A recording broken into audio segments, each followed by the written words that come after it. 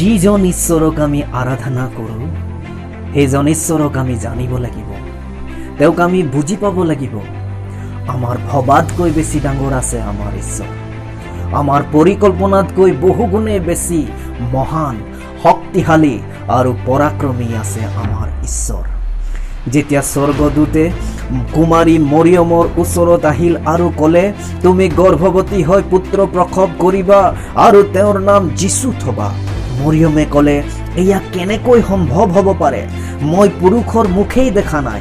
তেতিয়া দূতে তাইক ক'লে, nothing will be impossible with god. ঈশ্বৰৰ সৈতে একোৱেই অসম্ভৱ নহ'ব।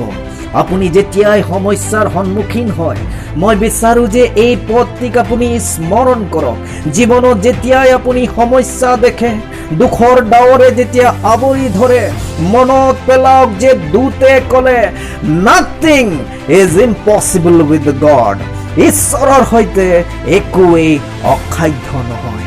মই চিন্তা নকৰোঁ এই দেখাত কেনেকুৱা, মই চিন্তা নকৰোঁ মোৰ পৰিস্থিতি কি হৈ আছে, মই চিন্তা নকৰোঁ মোৰ স্বাস্থ্যক লৈ ডক্তৰৰ ৰিপৰ্টে কি কৈ আছে, কিয়নো যিজন ঈশ্বৰক মই জানো আৰু মই আৰাধনা কৰোঁ, তেওঁৰ কাৰণে একোৱেই অসাধ্য নহয়। যদিও আপুনি প্ৰকাণ্ড পৰ্বতৰ নিচিনা পৰিস্থিতিৰ সন্মুখীন হৈ আছে, আপোনাৰ সমস্যাই আপোনাক মাৰি পেলাবলৈ চেষ্টা কৰিছে, এই সমস্যাৰ সন্মুখত থিয় হৈ কওক, nothing is impossible with my god. মোৰ ঈশ্বৰৰ বাবে একোৱেই অসাধ্য নহয়। Nothing, nothing, nothing. তেওঁ সকলোখিনি সৃষ্টি কৰিলে, শূন্যৰ পৰা সকলো সৃষ্টি কৰিলে। তেওঁ কয় আৰু সেয়া হৈ যায়, তেওঁ কয় আৰু সেয়া হৈ যায়। সেইজন ঈশ্বৰ যাৰ নাম এলোহিম, অৰ্থাৎ মহাপৰাক্ৰমী ঈশ্বৰ, তেওঁৰ মুখৰ পৰা ওলোৱা কথাত সকলো সৃষ্টি হৈ গ'ল। চাৰিওফালে আন্ধাৰ আৰু অগাধ জল আছিল, তেওঁ ক'লে পোহৰ হওক আৰু পোহৰ হৈ গ'ল। পৃথিৱীৰ পোহৰৰ মাধ্যম সূৰ্য নহয়, সূৰ্যৰ পৰাই যে আমি পোহৰ পাই আছো এনে নহয়, কিন্তু এয়া ঈশ্বৰৰ মুখৰ বাক্য, পোহৰ হওক আৰু পোহৰ হ'ল।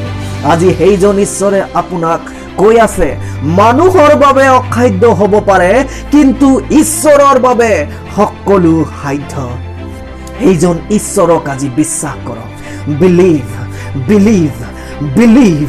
তেওঁৱেই আপোনাৰ পৰিস্থিতি সলনি কৰিব। বিলিভ। আপোনাৰ অন্ধকাৰ পৰিস্থিতিক পোহৰ হওক বুলি কৈছে আপোনাৰ ঈশ্বৰে, আৰু সেয়া হৈ আছে।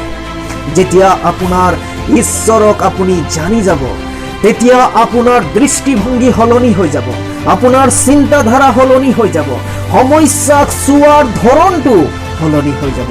হয়, আপোনাৰ সমস্যা ডাঙৰ আছে, আপোনাৰ বাহ্যিক দৃষ্টিত আপোনাৰ সমস্যা বহুত ডাঙৰ, কিন্তু যেতিয়া আপুনি আপোনাৰ বাহ্যিক দৃষ্টিৰ পৰা ওলাই এলোহিমৰ দৃষ্টিৰে চাব, তেতিয়া আপোনাৰ সমস্যা নিচেই সৰু দেখিব। Believe and you shall see the glory of God. বিশ্বাস কৰক, তাতে ঈশ্বৰৰ মহিমা দেখিব। আমেন।